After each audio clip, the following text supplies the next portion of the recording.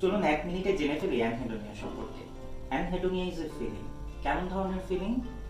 যেখানে আপনার পূর্ববর্তী যে কাজগুলো করতে খুব ভালো লাগতো সে কাজগুলো করতে আর ভালো লাগবে না। একটু এক্সপ্লেইন করি।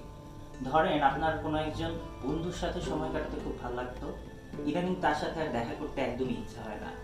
যে বইটা আপনার অনেক প্রিয়, 10 থেকে 20 বার পড়েছেন, সে বইটা আর পাতা উল্টাতে ভালো লাগে না। এটাই অ্যানহেডোনিয়া। অ্যানহেডোনিয়া আসলে দু ধরনের, ফিজিক্যাল অ্যানহেডোনিয়া, সোশ্যাল অ্যানহেডোনিয়া। ফিজিক্যাল অ্যানহেডোনিয়া হচ্ছে ধরেন আপনার লিউকওয়ার্ম ওয়াটার বা কুসুম গরম পানি দিয়ে গোসল করলে খুব রিফ্রেশিং লাগতো, এখন খুব অসহ্য বোধ হয়। সোশ্যাল অ্যানহেডোনিয়া সম্পর্কে আগেই বলেছি যে সোশ্যাল গ্যাদারিং এ যেতে আপনার একদমই ভালো লাগবে না।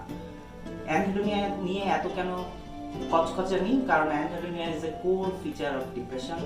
It can be present in anxiety, it can be present in schizophrenia and many other mental disorders.